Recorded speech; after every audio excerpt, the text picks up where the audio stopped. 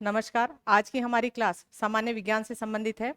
इस सब्जेक्ट से संबंधित जितने भी विगत परीक्षाओं में प्रश्न पूछे गए हैं उन प्रश्नों को आपको व्याख्या सहित हल करवाया जाएगा।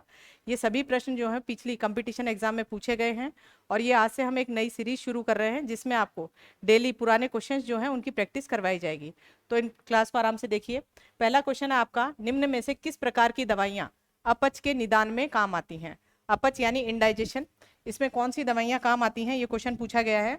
तो इसमें देखिए पहला दे रखा है प्रत्यय अम्ल या एंटासिड, दूसरा है पीड़ाहारी जिसको हम इंग्लिश में बोलते हैं एनाल्जेसिक, तीसरा दे रखा है प्रतिजैविकी जिसे कहा जाता है एंटीबायोटिक्स, और चौथा है कीटाणुरोधी जिसे इंग्लिश में बोलते हैं एंटीसेप्टिक। इसका यदि उत्तर देखें तो उत्तर होगा इसका प्रत्यय अम्ल या एंटासिड। अब इसमें आपको ध्यान रखना है हमारे पाचन तंत्र का एक अंग जिसे हम क्या बोलते हैं, आमाशय। आमाशय के अंदर जो है जठर ग्रंथियां होती हैं और जठर ग्रंथियों से एक रस निकलता है जिसका नाम है जठर रस, और इस जठर रस के अंदर जठर रस में एक अम्ल पाया जाता है जिसका नाम है हाइड्रोक्लोरिक अम्ल। ये क्वेश्चन भी एग्जाम में पूछा जाता है कि हमारे आमाशय में कौन सा अम्ल निकलता है, हाइड्रोक्लोरिक अम्ल।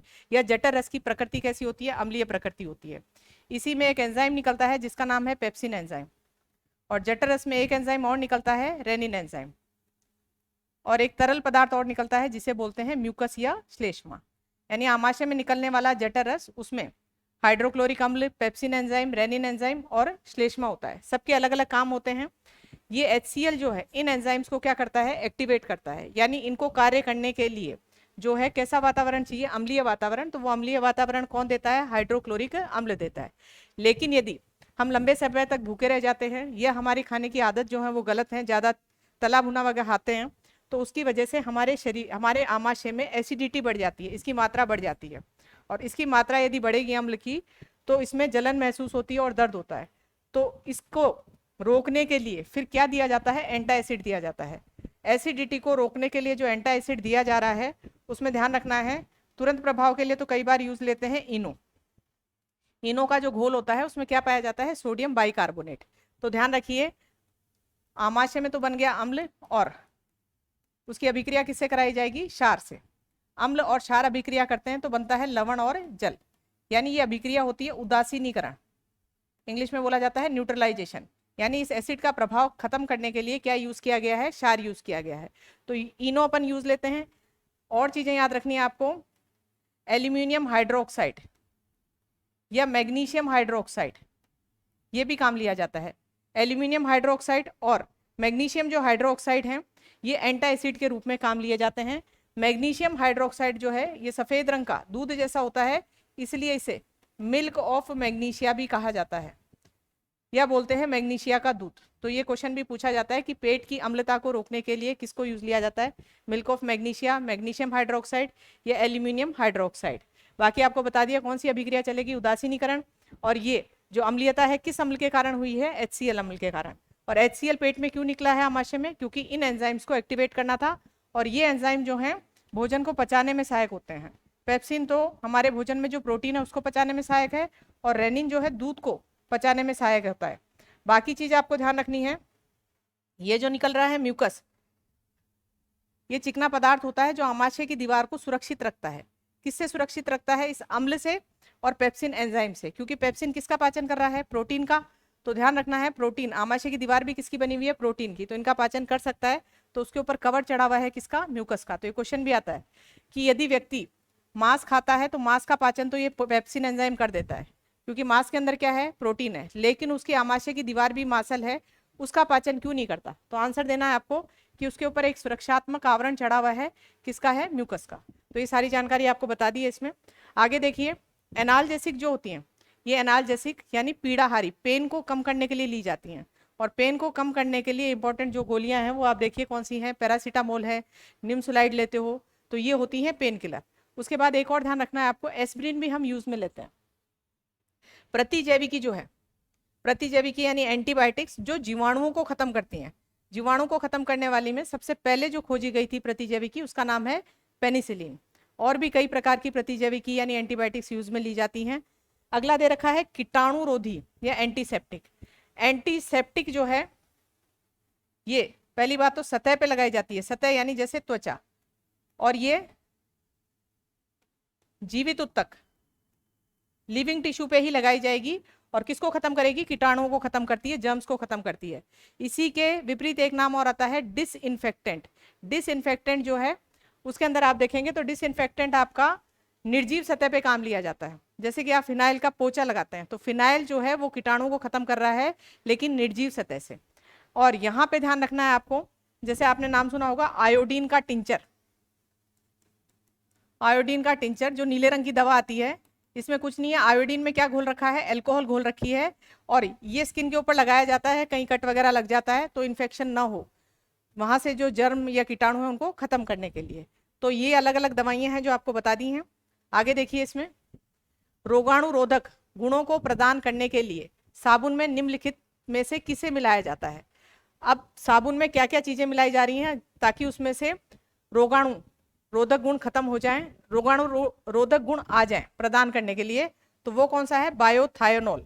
बाईथायोनॉल जो है ये मिलाया जाता है किस लिए, उसमें एंटीबैक्टीरियल गुण डालने के लिए साबुन में। अब साबुन की और भी चीजें आप देखें, साबुन को बनाने की जो प्रक्रिया होती है उसे बोलते हैं साबुनीकरण।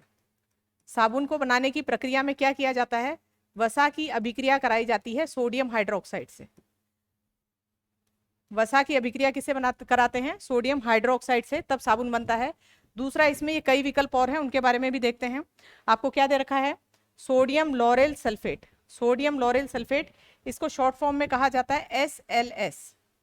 ये एक सरफेक्टेंट का काम करता है, सरफेक्टेंट का काम करता है। अब सरफेक्टेंट का मतलब क्या है, जल के अंदर जैसे ही हम साबुन घोल देते हैं तो ये साबुन जो है पृष्ठीय तनाव को क्या करती है, जल के पृष्ठीय तनाव को कम करती है, जिससे कपड़े में से जो है गंदगी या तेल जो है आसानी से निकल जाता है। तो ये मेन काम इसका होता है झाग बनाना, और झाग बनाना इसे इंग्लिश में बोलते हैं फोमिंग एजेंट। तो आपसे क्वेश्चन पूछा जाए कि साबुन में झाग देने के लिए क्या काम लिया जाता है, सोडियम लॉरेल सल्फेट। ये जो सोडियम लॉरेल सल्फेट है फोमिंग एजेंट, ये बहुत ही सस्ता एजेंट है और ये कई चीजों में काम आता है। टूथपेस्ट में भी आप देखते होगे, ब्रश करते हैं तो झाग आते हैं, तो उसमें क्या मिला रखा है, SLS मिला रखा है। उसी का एक और विकल्प है, वो है सोडियम डोडेसाइल बेंजीन सल्फोनेट। इसकी भी शॉर्ट फॉर्म लिखी भी आ जाती है कई बार, इसको लिखा जाता है SDBS, सोडियम डोडेसाइल बेंजीन सल्फोनेट। ये भी सेम यही काम करता है, झाग बनाना, फोमिंग एजेंट, लेकिन ये थोड़ा महंगा पड़ता है क्योंकि ये वाला एजेंट जो है बायोडिग्रेडेबल है। बायोडिग्रेडेबल का मतलब है इसका जैव निम्नीकरण हो सकता है। जैव निम्नीकरण यानी वातावरण में इसका अपघटन हो जाता है, ये प्रदूषण नहीं फैलाता, तो पारिस्थितिकी तंत्र के लिए ये थोड़ा सहायक रहता है, सही रहता है। और बायोथाइनॉल आपको बता दिया, बायोथाइनॉल जो है एंटीबैक्टीरियल गुण जो है साबुन में डालने होते हैं, तो उसके अंदर क्या मिक्स किया जाता है, बायोथाइनॉल। उसके बाद आगे इसमें ध्यान रखिए, एक आप देखेंगे इथेनॉल, साबुन में इथेनॉल भी मिक्स किया जाता है। साबुन को क्या बनाने के लिए, पारदर्शी बनाने के लिए। जैसे आप दो साबुन जानते होंगे, एक तो है पियर्स और एक है फ्रेश। इन साबुन में आर पार दिखता है, आर पार दिख रहा है, यानी वो साबुन कैसे हैं, पारदर्शी, थोड़े अट्रैक्टिव बनाए जाते हैं। उसके लिए उसमें क्या मिला देते हैं, इथेनॉल बना देते हैं। तो ये SLS और कौन सा बताया आपको, SDBS, ये दोनों क्या हैं, फोमिंग एजेंट हैं जो साबुन में झाग देने के लिए काम में आते हैं। साबुन बनाने की प्रक्रिया में क्या लिया गया है, वसा लिया गया है और सोडियम हाइड्रोक्साइड। आगे ध्यान रखिए, इस सोडियम हाइड्रोक्साइड को कास्टिक सोडा भी कहा जाता है। इससे जो साबुन बनाया गया वो कठोर साबुन होता है। कठोर साबुन जो है कपड़े धोने के काम आ रहा है, और इसी में यदि साबुन बनाते समय हमने कास्टिक पोटाश काम लिया यानी पोटेशियम हाइड्रोक्साइड काम लिया, तो कौन सा साबुन बनता है, मृदु साबुन। मृदु साबुन नहाने के काम लिया जाता है, या फेस वॉश वगैरह देखते हैं उसमें कौन सा साबुन होता है, मृदु साबुन, तो उसमें पोटेशियम यूज हो रहा है। जबकि कठोर साबुन में क्या यूज होता है, सोडियम। तो साबुन में क्या क्या चीजें, इथेनॉल तो पारदर्शी बनाने के लिए, SLS झाग बनाने के लिए या उसकी सफाई की जो शक्ति है उसको बढ़ाने के लिए, SDBS भी क्या है, झाग बनाने के लिए है, पृष्ठीय तनाव को कम करता है, लेकिन इसका एक अच्छा गुण है, ये जैव अपघटन हो जाता है, ये निम्नीकरण हो जाता है इसका। और बायोथाइनॉल जो है ये एंटीबैक्टीरियल गुण जो है साबुन में डालने के लिए ये इसमें मिक्स किया जाता है। बाकी ध्यान रखिए, इसमें ये SLS आपको टूथपेस्ट में, शैम्पू में, हैंड वॉश में, सब में मिलेगा, झाग बनाने का काम करता है। अगला है, डॉक्टर एडवर्ड जेनर ने निम्न में से किस रोग के विरुद्ध टीकाकरण का परिचय कराया। तो एक तो टीकाकरण ध्यान रखना है कि वैक्सीनेशन जो है उसमें क्या होता है, आप देखते होंगे टीका जीवन में एक बार लगाया जाता है, उसके बाद वो रोग जीवन में कभी भी नहीं हो रहा। उसका कारण क्या है, देखिए इसमें हमारे शरीर में सूक्ष्म जीव जो रोग पैदा करते हैं उन्हें क्या कहा जाता है, प्रतिजनी, या इंग्लिश में उन्हें बोलते हैं एंटीजन। अब एंटीजन में कौन हो सकते हैं, जीवाणु है, विषाणु है, या प्रोटोजोआ है, ये एंटीजन है। इनके विरुद्ध में जैसे ही ये शरीर में प्रवेश करते हैं और संक्रामक रोग फैला रहे हैं, तो इनके विरोध में हमारा शरीर जो है क्या बनाता है, प्रतिरक्षी, जिसको हम इंग्लिश में बोलते हैं एंटीबॉडीज बनाता है। और ये एंटीबॉडीज इनसे रिएक्शन करती हैं। रिएक्शन के दौरान ही हमारे शरीर का तापमान क्या हो जाता है, बढ़ जाता है, जिसको हम कहते हैं बुखार चढ़ना। तो बुखार चढ़ने का मतलब है शरीर में सूक्ष्म जीव प्रवेश किए हैं, इन्फेक्शन हुआ है, और उसके विरोध में शरीर जो है क्या बना रहा है, एंटीबॉडीज बना रहा है, और तापमान बढ़ रहा है। अब यदि आपका प्रतिरक्षी तंत्र मजबूत है तो इन जीवाणु विषाणु को खत्म कर देगा और आप बिना दवाई ठीक हो जाते हो। ऐसा उदाहरण आपको देखने को मिलता है सर्दियों में, जब सर्दी जुकाम वगैरह लगती है तो 3 दिन तक आप दवाई नहीं लेते तो भी वो जुकाम चली जाती है। उसका कारण है आपके शरीर में जो एंटीबॉडीज बनी है, उन एंटीबॉडीज ने एंटीजन को क्या कर दिया है, खत्म कर दिया है। ये तो नॉर्मल प्रोसेस है। कई बार ये एंटीजन्स जो है ये हावी हो जाए और आपका प्रतिरक्षी तंत्र कमजोर है तो बाहर से दवाइयां देनी पड़ती हैं, और वो जो दवाई ले रहे हो उन्हें कहा जाता है प्रतिजैविकी, प्रतिजैविकी, और इंग्लिश में उन्हें कहा जाता है एंटीबायोटिक्स। तो ये पेनिसिलिन वगैरह नाम सुनते हो, ये दवाइयां हैं जो इन प्रतिजनी को खत्म करने के लिए दी जाती हैं, जबकि शरीर जो है प्रतिरक्षी के रूप में इनको खत्म कर सकता है, लेकिन यदि इम्यून सिस्टम कमजोर है तो एंटीबायोटिक्स का यूज लेते हैं। अब अगला आपको बता रहे हैं वैक्सीन, कि टीका जीवन में एक बार लग रहा है और फिर ये बीमारी कभी भी नहीं हो रही। उसका कारण है वैक्सीनेशन में क्या है, पहली बात तो उसी रोग के, जिस रोग का टीका लग रहा है उसी रोग के जीवाणु या विषाणु जो हैं या तो इनएक्टिवेटेड फॉर्म में या फिर मृत यानी डेड, इस फॉर्म में बहुत ही कम मात्रा में शरीर में प्रवेश करवाया जाता है। आप देखते होंगे टीके में जो मात्रा होती है द्रव की वो बहुत कम होती है। इनको जैसे ही प्रवेश कराते हैं हमारे शरीर में कौन एक्टिव हो जाते हैं, प्रतिरक्षी बन जाते हैं, एंटीबॉडीज बन जाते हैं। और ये एंटीबॉडीज क्योंकि ये किस फॉर्म में है, इनएक्टिवेटेड या डेड फॉर्म में है, मृत है, तो इनको खत्म कर देते हैं। टीका लगने के बाद आप देखना बच्चे को बुखार चढ़ती है 1 दिन तक। वो बुखार क्यों चढ़ी है, क्योंकि उस टीके में उसी रोग के जीवाणु या विषाणु जो हैं वो दिए गए हैं, और उनके विरोध में बच्चे के शरीर ने क्या बनाए हैं, एंटीबॉडीज बनाए हैं। ये एंटीबॉडीज इनको तो खत्म कर देती हैं, लेकिन शरीर में मेमोरी कोशिकाएं डेवलप हो जाती हैं, और वो मेमोरी कोशिका जो है वो जिंदगी भर याद रखती हैं। ये मेमोरी सेल्स जिंदगी भर याद रखती हैं कि दोबारा इसी रोग का जीवाणु या विषाणु आता है तो एंटीबॉडीज पहले से तैयार रहती हैं, तो वो रोग जीवन भर नहीं होता। तो ये टीकाकरण का जो केस है ये किसने सबसे पहले खोजा, तो उनका नाम था एडवर्ड जेनर। एडवर्ड जेनर ने कैसे खोजा, पहले गायों में चेचक फैल रही थी। गायों में जो चेचक है उसे क्या कहते हैं, काउपॉक्स। गायों की चेचक का जो वायरस था, चेचक पहली बात तो किससे होती है, वायरस से, वायरस यानी विषाणु से, और उस विषाणु का नाम है वेरियोला। तो वेरियोला विषाणु से ये चेचक हो रही थी गायों के अंदर। और इसमें ध्यान रखना है इन्होंने क्या किया, गायों का जो काम करते थे वो लोग इससे प्रभावित हुए। गाय का दूध निकाल रहे हैं तो उस द्रव से इनके शरीर में इन्फेक्शन हुआ, ग्वालों के शरीर में, और फिर इसने देखा कि ग्वाले जो हैं इस रोग से प्रभावित नहीं हो रहे, मनुष्य वाली चेचक से प्रभावित नहीं हो रहे, क्योंकि गाय के चेचक वाला विषाणु थोड़ा कमजोर था। कुछ दिन बाद वो सही हो रहे थे। उन्होंने फिर क्या किया, गाय के चेचक के जो फफोले बने हुए थे त्वचा पे, उससे द्रव निकाल निकाल के स्वस्थ मनुष्यों को लगाना शुरू कर दिया। और स्वस्थ मनुष्यों को तब लगाया तो 1-2 दिन बुखार चढ़ी, उसके बाद वो चेचक से मुक्त हो गए, यानी उनके शरीर में क्या लगाया गया, टीका लगाया गया। तो टीकाकरण की जो शुरुआत है या टीके की शुरुआत ही कहाँ से हुई, एडवर्ड जेनर के इस चेचक के टीके की खोज से। तो चेचक का इंग्लिश नाम याद रखना है, कौन सा है, स्मॉल पॉक्स। कैसा जनित रोग है, विषाणु जनित। विषाणु का नाम क्या है, वेरियोला। और बाकी इसमें ध्यान रखेंगे जो माता है वो भी किसको कहा जाता है, चेचक को। एक और आता है small pox, chicken pox. Chicken pox जो है इसका हिंदी नाम है छोटी माता। ये इंग्लिश नाम से कंफ्यूज नहीं होना है, चेचक को स्मॉल पॉक्स बोलते हैं, लेकिन हिंदी में इसका नाम छोटी माता नहीं है। छोटी माता किसे कहा जाता है, चिकन पॉक्स को। चिकन पॉक्स जो है इसका वायरस दूसरा है, इसका वायरस है वेरिसेला।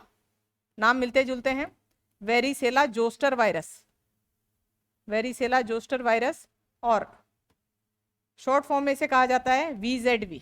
तो ये वाला तो चिकन पॉक्स का है, और चेचक का कौन सा है आपका, वेरियोला वायरस है। और ये जो खोज की गई थी ये 1976 में की गई थी। ये क्वेश्चन भी पूछा जाता है। अगला देखिए, तो यहाँ पे आपको चेचक टीकाकरण का जो बेसिक सिद्धांत है वो बता दिया और किस टीके की खोज सबसे पहले हुई थी वो बता दिया। निम्नलिखित में से कौन से रोग इंद्रधनुष मिशन के अंतर्गत आते हैं, अंतर्गत वैक्सीन द्वारा रोके जा सकते हैं।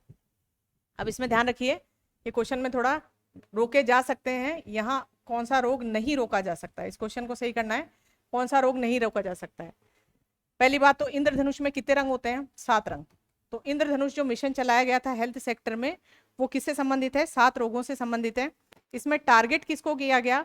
सबसे पहले 2 वर्ष से जो कम के बच्चे थे और जो गर्भवती महिलाएं हैं जिनका टीकाकरण नहीं हो पाया या पार्शियल टीकाकरण हुआ है, पूरा टीकाकरण नहीं हुआ है, उन बच्चों को टारगेट किया गया, गर्भवती महिलाओं को टारगेट किया गया है। और मिशन इंद्रधनुष का काम ही यही था कि सघन जो है टीकाकरण कार्यक्रम चलाया जाए और जो वर्ग वंचित रहा है उसका टीकाकरण किया जाए। और शुरू में कितनी बीमारी की बात की गई? 7 की। 7 बीमारियां जो हैं उसके लिए सार्वभौमिक टीकाकरण की बात की गई। सार्वभौमिक टीकाकरण का मतलब है, इंग्लिश में तो बोला जाएगा यूनिवर्सल वैक्सीनेशन। इसमें भारत के सभी क्षेत्रों में चलाएगा। कितनी बीमारियों के विरुद्ध में? 7 के विरुद्ध में। तो वो 7 जो बीमारियां हैं आपकी, वो सबसे पहले तो कौन सी याद रखनी है? ये है डीपीटी, डिप्थीरिया, पर्टुसिस और टिटनेस। तो 3 बीमारियां तो ये हो गई। फिर उसके बाद आगे ध्यान रखना है आपको कौन सी है? टीबी, एक आ गई पोलियो। तो कितनी हो गई आपकी? 5 बीमारियां हो गई। 2 और याद रखनी है, मीजल्स और हेपेटाइटिस बी। मीजल्स जिसे हिंदी में हम बोलते हैं खसरा, और एक है हेपेटाइटिस बी। तो ये पूरी जो 7 बीमारियां हैं, 1 2 3 4 5 6 और 7, ये 7 बीमारियां आपकी, इनके लिए कैसा टीकाकरण किया गया? सार्वभौमिक, यानी देश के सभी क्षेत्रों में इनके विरुद्ध टीकाकरण कार्यक्रम चलाया गया। लेकिन कुछ हिस्सों में कई बीमारियां ज्यादा थी और वो बीमारियों की संख्या कितनी है? 5। तो 5 इनमें और ऐड की गई, वो कुछ स्थान विशेष में उनके लिए टीकाकरण किया गया। तो कुल बीमारियों की संख्या कितनी हो गई? 12 हो गई। अब उन 12 बीमारियों में आपको ध्यान रखना है और कौन कौन सी हैं। यहाँ पे एक तो है जापानीज एनसीफिलाइटिस, जापानीज एनसीफिलाइटिस। उसके बाद में आपको याद रखनी है इसमें न्यूमोकोकल न्यूमोनिया,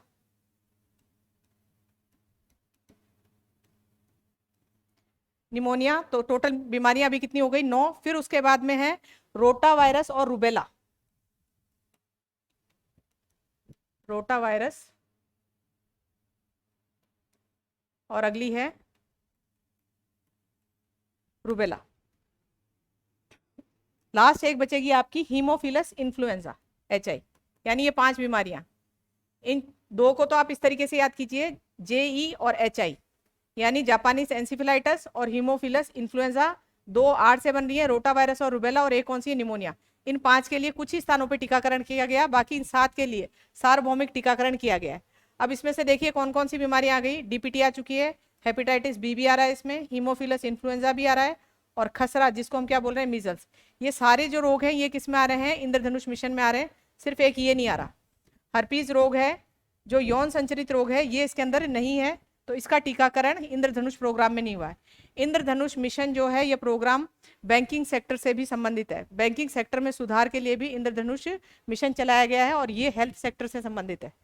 आगे देखिए, इसमें कई अपडेट हो चुके हैं। इंद्रधनुष 5 6 तक आ रहे हैं इसके अंदर अलग अलग। अगला है निम्नलिखित में से कौन सा कथन प्रतिरक्षक यानी एंटीबायोटिक्स के लिए सही नहीं है? तो अभी आपको बताया था शरीर में सूक्ष्म जीव प्रवेश कर रहे हैं, वो तो है एंटीजन, उनके विरोध में शरीर जो बना रहा है वो है एंटीबॉडी। और यदि आपके शरीर की एंटीबॉडी इन एंटीजन को खत्म कर देती है तो ठीक है, नहीं आपको दवाई लेनी पड़ती है। वो दवाई कौन सी है? एंटीबायोटिक्स। एंटीबायोटिक्स जो है आपको ध्यान रखना है सिर्फ किसके विरुद्ध में बनाई गई है? जीवाणु के विरुद्ध में। एंटीबायोटिक जीवाणु से ही बनती है और जीवाणु को ही खत्म कर रही हैं। विषाणु के विरुद्ध में ये एंटीबायोटिक्स काम नहीं करती हैं। अब इनकी ऑप्शंस देखिए क्या क्या दे रखा है। पहला है प्रतिरक्षक, रोगाणुओं को मारते हैं और उनकी वृद्धि को रोकते हैं, तो ये सही बात है। एंटीबायोटिक्स रोगाणु को मार रही है और उनकी वृद्धि को क्या कर देता है? रोक देता है। दूसरा ऑप्शन दे रखा है कि ये जीवाणु और विषाणु दोनों के संक्रमण में प्रभावी है, तो ये ऑप्शन गलत है और हमें यही छांटना था इसमें से कौन सा सही नहीं है। फिर ध्यान रखना है ऐसे क्वेश्चन आए नहीं वाले तो हमेशा नहीं पे पहले आप क्या कर लीजिए? सर्किल कर लीजिए, क्योंकि जल्दबाजी में क्वेश्चन पढ़ते हो और फिर इस नहीं को भूल जाते हो। क्वेश्चन ऐसे याद रह जाता है कि कौन सा कथन सही है, तो कौन सा कथन सही नहीं है ये ढूंढना है। तो एंटीबायोटिक्स जीवाणु और विषाणु दोनों के संक्रमण में प्रभावी नहीं होते, केवल जीवाणु के संक्रमण में प्रभावी होते हैं। आगे दे रखा है इरिथ्रोमाइसिन, पेनिसिलिन तो प्रतिरक्षक हैं, लेकिन क्रोसिन नहीं है, ये कथन भी सही है। ये दोनों एंटीबायोटिक्स हैं। क्रोसिन की बात करें तो क्रोसिन एक एंटी इन्फ्लेमेटरी है। एंटी इन्फ्लेमेटरी का मतलब है सूजन को कम करता है। दूसरा ध्यान रखना है पेन किलर भी है। तीसरा एक चीज और ध्यान रखेंगे, ये न्यूरो से संबंधित जो है ये दवाई भी है। न्यूरो से संबंधित यानी तंत्रिका तंत्र है उसको भी ये स्वस्थ बनाता है। और ये मेन जो दवाई है ये काम ली जाती है एल्जाइमर रोग, सुना होगा आपने। एल्जाइमर रोग में, एल्जाइमर रोग एक प्रगतिशील रोग है जो उम्र के साथ, बढ़ती उम्र के साथ ये होता है कई लोगों को, जिसमें किसी भी चीज को याद रखना या प्लानिंग करना कुछ भी है, दिमाग से संबंधित ये रोग है जिसमें दिमाग की शक्ति धीरे धीरे क्या होती जाती है, कम होती जाती है। अभी तक एल्जाइमर जो है इसका कोई कारण पता नहीं चला है, लेकिन फिर भी इस रोग के जो सिम्टम्स हैं उसको थोड़ा बहुत कम करने के लिए ये ऐसी दवाइयाँ काम ली जाती हैं, जिसमें कौन सी है, क्रोसिन है। तो क्रोसिन के अंदर आपकी न्यूरो प्रोटेक्टिव प्रॉपर्टीज भी होती हैं, एंटी इन्फ्लेमेटरी है और पेन किलर है, जबकि ये जो दो दे रखी हैं वो कौन सी हैं, प्रतिरक्षक हैं, जिसको हम क्या बोलते हैं, एंटीबायोटिक्स बोलते हैं। उसके बाद अगला देखिए, इसमें अगला है पोलियो का टीका किसने विकसित किया था। तो पहले तो ध्यान रखिए पोलियो रोग जो है वो विषाणु जनित है, वायरस का नाम पोलियो वायरस ही है, पोलियो माइलेटिस। बाकी इसमें ध्यान रखेंगे पोलियो रोग में तंत्रिका तंत्र प्रभावित होता है। तंत्रिका तंत्र में मस्तिष्क और मस्तिष्क से निकलने वाली एक पतली सी नस जो रीढ़ की हड्डी में होती है, जिसे हम बोलते हैं मेरू रज्जु। इसी मेरू रज्जु को इंग्लिश में बोला जाता है स्पाइनल कॉर्ड। ये प्रभावित होती है और इसके प्रभावित होने से शरीर में या तो स्थायी लकवा आ जाता है, या फिर देखते होंगे आप शरीर का एक अंग जो है जैसे हाथ या पैर, रीढ़ की हड्डी, इनकी साइज क्या रह जाती है, छोटी रह जाती है। और सबसे घातक चीज इसमें मृत्यु हो सकती है। तो ये तो पोलियो की बात हुई, तंत्रिका तंत्र प्रभावित हो रही है, मेरू रज्जु, स्थायी लकवा, मृत्यु, और किससे होने वाला रोग है, विषाणु से। अब इसमें ध्यान रखना है वर्तमान में भारत जो है पोलियो मुक्त देश घोषित हो चुका है। उसका वर्ष यदि आपसे पूछा जाए तो वो कौन सा है, वर्ष 2014। पोलियो के लिए टीके की बात की जाए तो दो प्रकार के टीके हैं, एक तो है आईपीवी और एक है ओपीवी। आईपीवी इंजेक्शन के रूप में दिया जाता है और इसकी फुल फॉर्म यदि पूछी जाए तो ये है इनएक्टिवेटेड पोलियो वैक्सीन। और ओपीवी की फुल फॉर्म पूछी जाए, ज्यादा प्रचलित ये है, तो ये है ओरल पोलियो वैक्सीन। ये टीका है लेकिन बूंद के रूप में बच्चे को मुंह से पिलाया जा रहा है। तो ये ओरल शब्द किसके लिए होता है, मुख के लिए होता है। जिनको नहीं समझ में आ रहा कि ओरल शब्द मुख के लिए होता है तो एक बार आप एक ब्रश का ऐड याद कीजिए, ओरल बी ब्रश जो है ये ओरल शब्द किसके लिए है, मुख के लिए होता है। तो इसमें ध्यान रखना है ओरल पोलियो वैक्सीन ये बूंद के रूप में बच्चे को मुख से दी जाती है और ये इंजेक्शन के रूप में। अब इसमें भी ध्यान रखेंगे सबसे पहले जो खोज हुई थी वो इंजेक्शन वाले टीके की हुई थी। उसकी खोज किसने की थी, जॉन साल्क ने। ये खोज किसने की है, जॉन साल्क ने, आईपीवी की। अगर आपको क्वेश्चन को थोड़ा चेंज करके पूछा जाए कि बूंद के रूप में जो टीका दिया जाता है या ओरल पोलियो वैक्सीन की खोज किसने की है, तो उसके लिए दूसरे हैं साइंटिस्ट, उनका नाम है सेबिन। तो साल्क और सेबिन दोनों ध्यान रखने हैं। क्वेश्चन आया कि प्रथम बार टीका किसने खोजा, तो साल्क ने, या फिर जो इंजेक्ट किया जाता है, इंजेक्शन लगाया जाता है, वो टीका किसका खोजा गया है, तो साल्क का। और इसीलिए पोलियो वैक्सीन को कई बार ये भी लिखा आता है साल्क वैक्सीन भी कहा जाता है। क्या कहते हैं, साल्क वैक्सीन। लेकिन ओरल वाली जो वैक्सीन है वो किसने खोजी थी, सेबिन ने। और पोलियो को खत्म करने के लिए जो प्रोग्राम चलाया गया था वो कौन सा था, पल्स पोलियो अभियान। उसके बाद आगे देखिए, इसमें अगला क्वेश्चन है क्यूनेन जो मलेरिया की दवा है किससे प्राप्त होती है। तो क्यूनेन जो है इसमें ध्यान रखना है कवक, ईस्ट या शैवाल इनसे प्राप्त नहीं होती। एक आवृत बीजी पौधा है, बड़ा पेड़ है, उसका नाम है सिनकोना वृक्ष। सिनकोना वृक्ष जो है उस वृक्ष की भी छाल से प्राप्त होती है। दवा का नाम क्या है, क्यूनेन। किस बीमारी में काम ली जाती है, मलेरिया में। ये वृक्ष कहाँ पाया जाता है, तो ये वृक्ष आपको ध्यान रखना है दक्षिण अमेरिका की जो एंडीज पर्वत श्रृंखला है,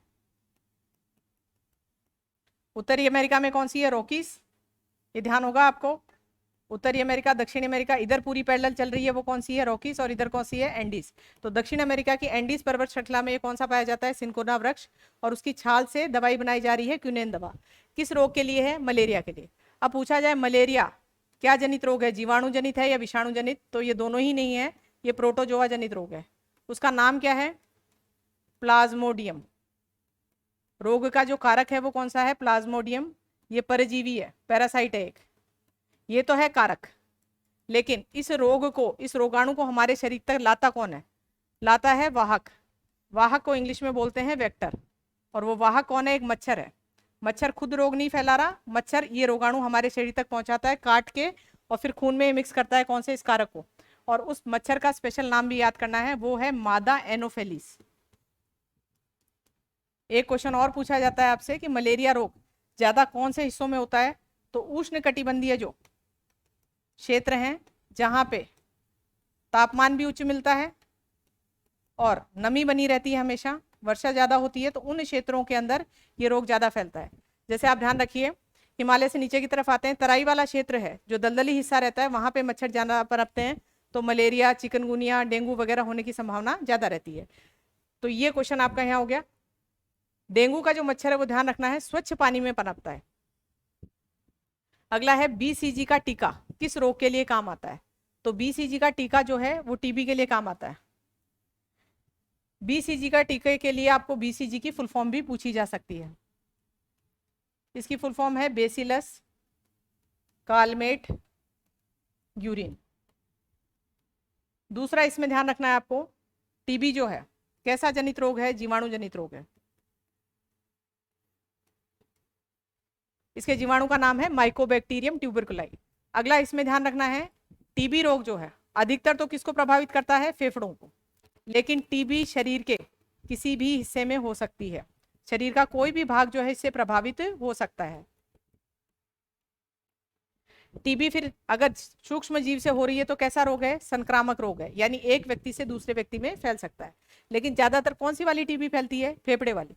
फेफड़े वाली टीबी जो है श्वसन या कह सकते हैं वायु के माध्यम से एक व्यक्ति से दूसरे व्यक्ति में लग सकती है। तो ये हो गया दूसरा, टीबी की रोकथाम के लिए जो प्रोग्राम चलाया गया है उसका नाम है डॉट्स। क्या नाम है, डॉट्स। डॉट्स की फुल फॉर्म होती है direct observation treatment. Direct observation treatment यानी इसमें पेशेंट को डायरेक्ट निगरानी में रखा जाता है, फिर उसको दवाइयां दी जाती हैं। तो डॉट्स प्रोग्राम जो है किसकी रोकथाम के लिए चला हुआ है, टीबी की। आगे हम पढ़ेंगे एक एमडीटी। एमडीटी जो प्रोग्राम है वो कुष्ठ रोग की रोकथाम के लिए चलाया गया है। उसके बाद आगे देखिए, टाइफाइड ज्वर की पुष्टि किसके द्वारा की जाती है। नॉर्मली बुखार चढ़ता है तो हम दवाइयां लेते हैं बुखार को कम करने के लिए, उन्हें कहा जाता है एंटीपायरेटिक।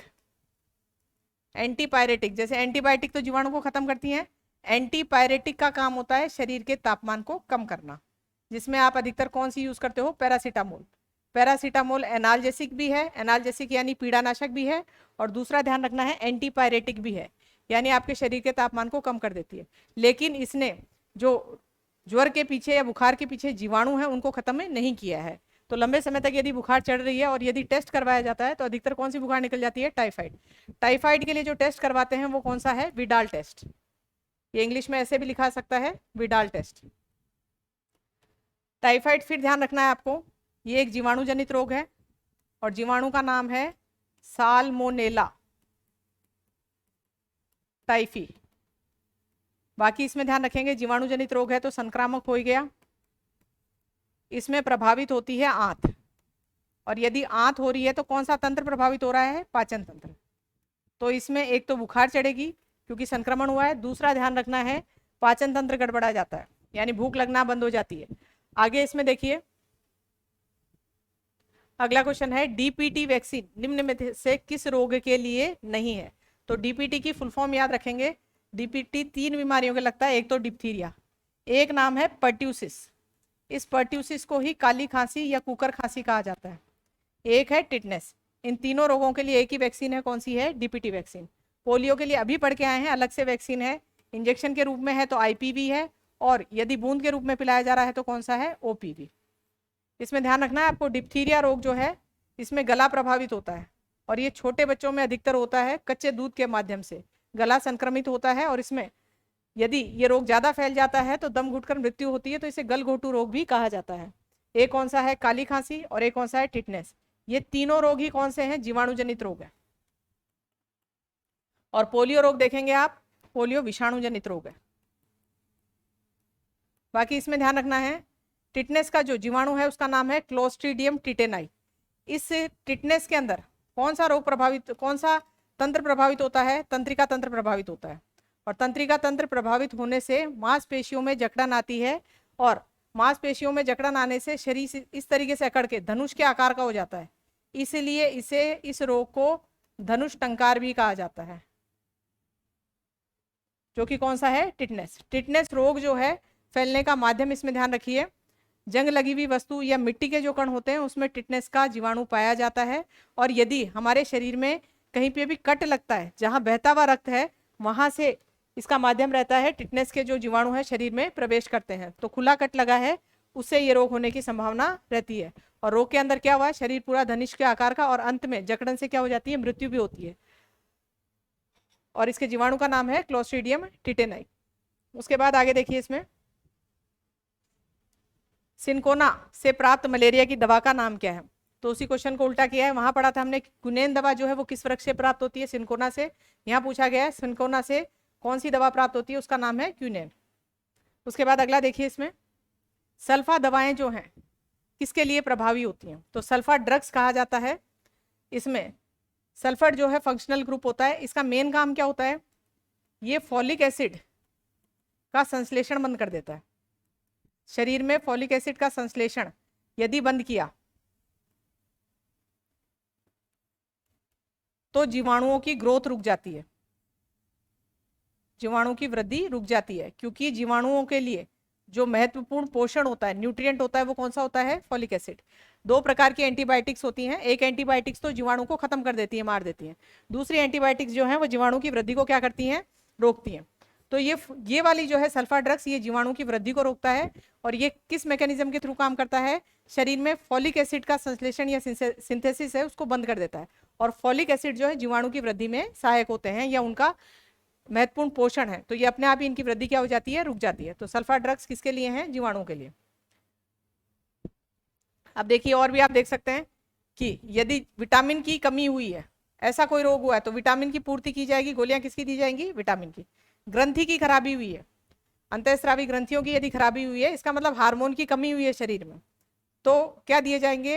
हार्मोनल दवाइयां दी जाएंगी, इंजेक्शन या गोलियों के रूप में। देखिए अगला क्वेश्चन, निम्न में से किस रोग को एंटीबायोटिक से ठीक नहीं किया जा सकता? तो आपको बताया था एंटीबायोटिक्स या प्रतिजैविकी ये सिर्फ किसके विरुद्ध में काम करती हैं? जीवाणु से होने वाले रोगों के विरुद्ध में। विषाणु वाले जो रोग होते हैं उनके विरुद्ध में एंटीबायोटिक्स काम नहीं करती। तो टिटनेस जीवाणु से होने वाला है, कुष्ठ रोग जीवाणु से होने वाला है, जिसको हम इंग्लिश में बोलते हैं लेप्रोसी, इसमें त्वचा प्रभावित होती है। और कुष्ठ रोग के विरोध में जो सरकार द्वारा कार्यक्रम चलाया जा रहा है वो है MDT। अभी एक हमने पढ़ा डॉट्स, टीबी के लिए तो डॉट्स है, और कुष्ठ रोग के लिए है MDT, जिसको हम इंग्लिश में बोलते हैं, इसकी फुल फॉर्म होती है मल्टी ड्रग थेरेपी। आगे देखिए, इसमें हैजा जो है जिसको कोलेरा भी कहा जाता है, ये विब्रियो कोलेराई आपका जीवाणु से होता है। लास्ट में कौन सा बच रहा है? मीजल्स या खसरा, ये रोग विषाणु से होता है। तो विषाणु से होने वाले रोग हैं उनके विरुद्ध में एंटीबायोटिक्स जो है काम नहीं करती हैं। उसके बाद अगला क्वेश्चन देखिए, यौन संचरित रोग का उदाहरण निम्न में से कौन सा यौन संचरित रोग है? तो यौन संचरित रोग है उनको STDs कहा जाता है। STDs यानी सेक्सुअली ट्रांसमिटेड डिजीज। तो इन डिजीज में मेन आपको याद रखनी है, एक तो है एड्स, एक है सिफिलिस, एड्स सिफिलिस, और एक है गोनोरिया। इस गोनोरिया को सुजाक रोग भी कहा जाता है। तो इसमें से क्वेश्चन पूछा गया निम्न में से कौन सा यौन संचरित रोग है? तो कौन सा है? गोनोरिया। बाकी इनको आप और एलिमिनेट भी कर सकते हैं। जैसे यहाँ देखेंगे टीबी, तो टीबी यदि फेफड़े वाली टीबी है तो ये श्वसन तंत्र के माध्यम से फैल सकती है।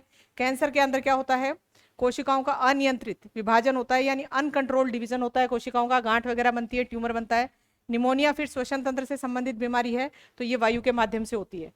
तो यहाँ पे आपकी यौन संचरित रोग में कौन सा आ गया? गोनोरिया हो। उसके बाद अगला क्वेश्चन देखिए, निम्नलिखित में से कौन सा एक संक्रामक रोग से भिन्न है, यानी असंक्रामक रोग इसमें निकालना है आपको, संक्रामक नहीं है। तो रेबीज जो है, रेबीज संक्रामक है। पित्त ज्वर जो है मच्छर के काटने से हो रहा है, ये भी संक्रामक है। कुष्ठ रोग त्वचा से संबंधित है, ये भी संक्रामक है। कैंसर एक व्यक्ति से दूसरे व्यक्ति में नहीं फैलता, ये कैसा है, असंक्रामक रोग है। उसके बाद है, निम्नलिखित में से कौन सी संक्रामक बीमारी नहीं है। डेंगू फिर ध्यान रखिए, मच्छर के काटने से फैल रहा है, ये संक्रामक है। टाइफाइड जीवाणु से हो रही है, ये संक्रामक है। कुकर खांसी जिसको हम क्या बोलते हैं, पर्ट्यूसिस बोलते हैं, ये भी क्या है, संक्रामक है। स्कर्वी रोग किसी चीज की कमी से हुआ है, और ये किसकी कमी से होता है, विटामिन सी की कमी से होता है। और कमी से होने वाले रोग जो होते हैं उन्हें हम अभाव रोग बोलते हैं, अभाव रोग। और ये एक व्यक्ति से दूसरे व्यक्ति में नहीं फैलते, इंग्लिश में इन्हें कहा जाता है डेफिशिएंसी डिजीज। और किसी चीज की कमी हुई है तो उसकी पूर्ति करने से वो रोग सही हो सकता है। तो स्कर्वी रोग एक व्यक्ति से दूसरे व्यक्ति में नहीं फैलता। उसके बाद है, संक्रामक रोग हैजा होने का क्या कारण है। कारण यानी सूक्ष्म जीव का नाम पूछा जा रहा है। तो इसका नाम हैजा जो है, इसका इंग्लिश नाम है कोलेरा। और यदि आपको थोड़े इंग्लिश नाम ध्यान है तो उससे भी आप उसका सूक्ष्म जीव पता कर सकते हो। यहाँ देखिए लास्ट वाले ऑप्शन में लिख रखा है विब्रियो कोलेराई। तो विब्रियो कोलेराई इसका सूक्ष्म जीव है जिससे हैजा हो रहा है। इसमें आंत प्रभावित होती है और उल्टी दस्त शुरू हो जाते हैं, शरीर का निर्जलीकरण हो जाता है। निर्जलीकरण यानी डिहाइड्रेशन, और डिहाइड्रेशन में घोल पिलाया जाता है ओआरएस का। फिर एग्जाम में पूछा जाता है कि ओआरएस की फुल फॉर्म बताओ, तो ओरल रीहाइड्रेशन, रीहाइड्रेशन सॉल्यूशन। ये घोल मुख से दिया जा रहा है, इसमें ड्रिप नहीं चढ़ाई जा रही है, वापस शरीर को पुनः जलीकरण किया जा रहा है। तो ओरल रीहाइड्रेशन सॉल्यूशन। बाकी आप देख लीजिए, ये और नाम दिख रहे हैं, उनसे आप बीमारियों का नाम पता कर सकते हो। क्लोस्ट्रीडियम टिटेनाई यानी ये टिटनेस वाला है। दूसरा है माइकोबैक्टीरियम ट्यूबरकुलोसिस यानी ये टीबी का जीवाणु है। माइकोबैक्टीरियम लेप्री यानी ये लेप्रोसी कुष्ठ रोग का जीवाणु है। तो इंग्लिश वाले नाम ध्यान है तो उससे आप इनके सूक्ष्म जीव पता कर सकते हो। तो विब्रियो कोलेराई जो है वो किसका जीवाणु है, हैजा का।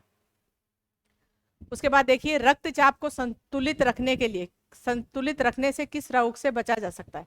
यानी आपके ब्लड के प्रेशर को कंट्रोल रख रहे हो। और ब्लड प्रेशर क्या होता है, हमारे शरीर में दो प्रकार की वाहिनियां होती हैं जिसमें रक्त बह रहा है। एक तो होती है शिरा, और जिसमें लाल रक्त बहता है वो कौन सी है, धमनी। धमनी की दीवारों पर रक्त द्वारा जो दाब डाला जाता है उसे ही हम क्या बोलते हैं, रक्तदाब बोलते हैं। तो पहला तो यहाँ आपको परिभाषा याद करनी है कि रुधिर दाब क्या है, धमनी की दीवारों पर, शिरा की दीवारों पे नहीं। क्योंकि आपने देखा होगा बीपी नापते समय एक यंत्र काम लिया जाता है, उसका नाम है स्पिग्नोमैनोमीटर, स्पिग्नोमैनोमीटर। और इस स्पिग्नोमैनोमीटर में उसका जो कपड़ा है वो यहाँ बांधा जाता है। यहाँ पे एक धमनी होती है, उसका नाम है ब्रेकियल धमनी। उस ब्रेकियल धमनी से बीपी नापी जाती है। क्योंकि धमनी में प्रेशर सही रहता है, यहाँ शिराओं में प्रेशर बहुत कम होता है, तो नापने के लिए धमनियों को यूज लिया जाता है। इसलिए परिभाषा में भी यही बोलना है कि धमनी की दीवारों पर रुधिर द्वारा लगाया गया दाब क्या कहलाता है, रुधिर दाब। और ये कितना होता है, 120/80 mmHg, ये रीडिंग होती है नॉर्मल बीपी की। लेकिन इसमें ध्यान रखेंगे यदि ब्लड प्रेशर बढ़ जाए, अब ब्लड प्रेशर कैसे बढ़ सकता है, सबसे मेन कारण होता है संतृप्त वसा। घी वगैरह यदि ज्यादा खाते हैं तो उससे बनता है कोलेस्ट्रॉल, और ये कोलेस्ट्रॉल धमनी की दीवारों पर जाकर चिपक जाता है।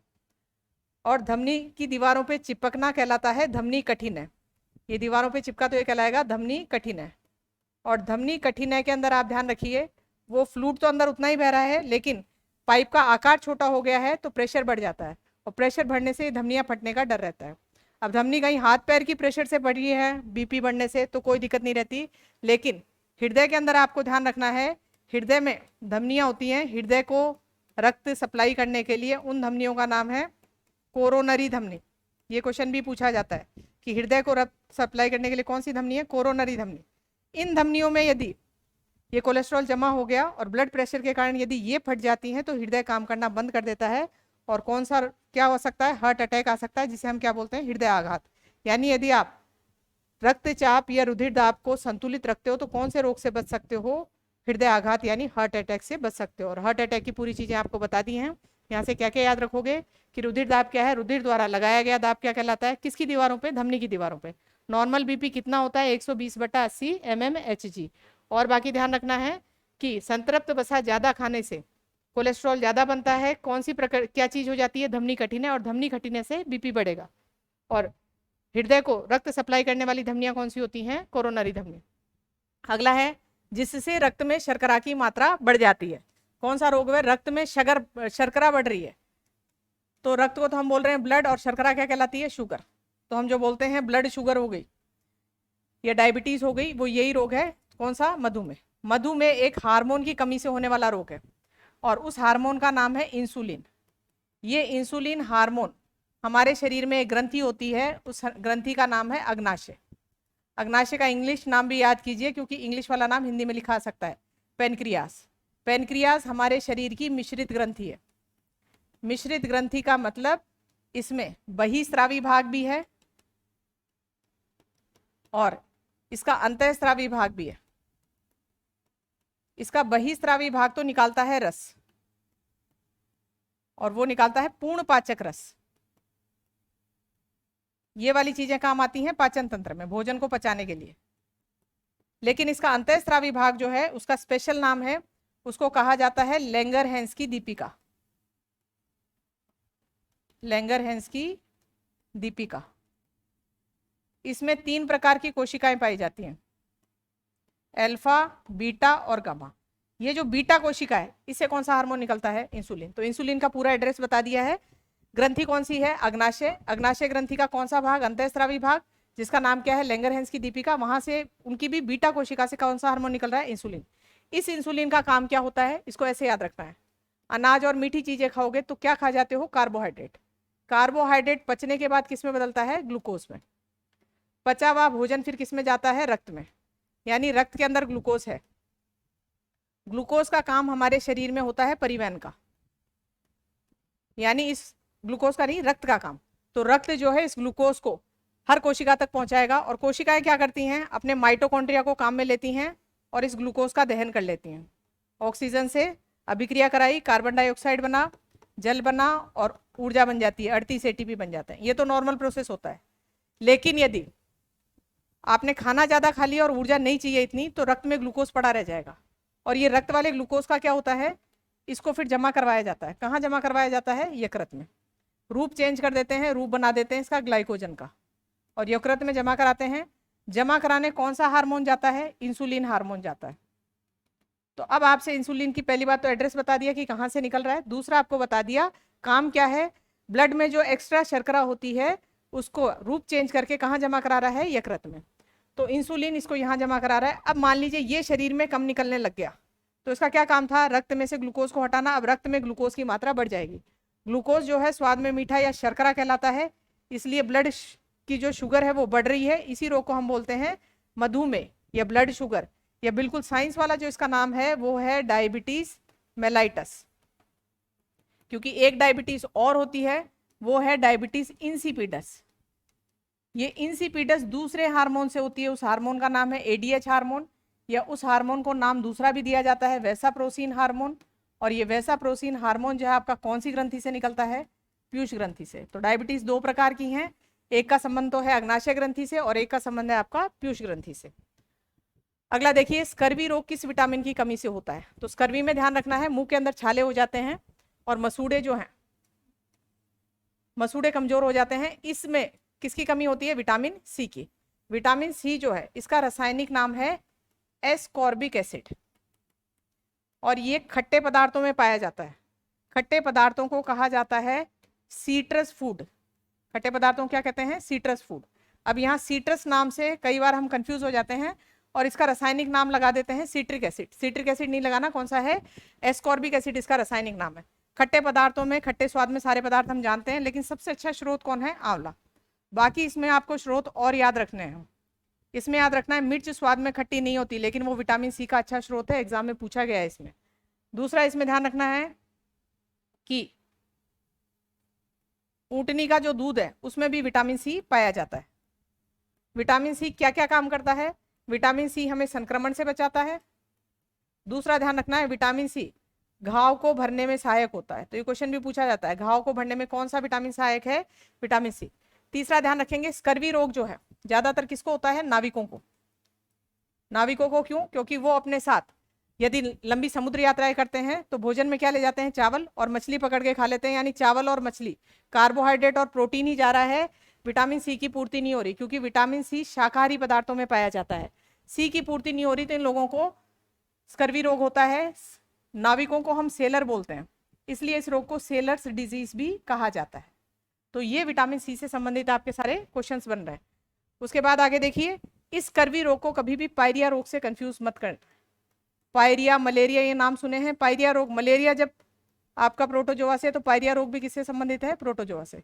इसमें भी प्रभावित तो मसूड़े ही होते हैं, लेकिन इसमें इन्फेक्शन होता है, मुंह से दुर्गंध आती है। और इसमें यदि इस रोग को सही करना है तो कोई एंटीबायोटिक वगैरह से काम चलेगा, लेकिन स्कर्वी रोग एक अभाव जनित रोग है।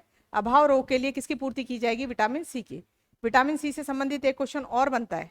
क्वेश्चन ऐसे आता है, यदि कोई व्यक्ति नियमित रूप से दाल, अंडा और दूध का सेवन कर रहा है, तो आप देखिए क्या क्या ऑप्शन में बताया है, दाल, अंडा और दूध और चावल, नियमित रूप से ये खा रहा है, तो उसको कौन सा रोग हो सकता है? अब देखने में डाइट बिल्कुल सही लग रही है, दाल है, अंडा है, दूध और चावल। दूध में विटामिन सी नहीं होता, किसके दूध में मिलेगा? ऊँटनी के दूध में। दाल में प्रोटीन है, अंडे में प्रोटीन है, और चावल में क्या है? कार्बोहाइड्रेट। यानी उसको शरीर में किसकी पूर्ति नहीं हो रही है? विटामिन सी की नहीं, तो उसको कौन सा रोग हो सकता है? स्कर्वी हो सकता है। तो इस तरीके से क्वेश्चन पूछे जाते हैं। ये सीरीज जो है हम लगातार चलाएंगे, जिसमें आपको पिछले पेपर्स में जो भी क्वेश्चंस आए हुए हैं जनरल साइंस से संबंधित, उनको यहाँ पे व्याख्या सहित हल करवाया जाएगा। सभी ऑप्शन के जो जो व्याख्या बन रही है वो सारी बताई जाएगी, जिससे जितने भी आगे संभावित क्वेश्चन है उनकी प्रैक्टिस आप कर सको। धन्यवाद।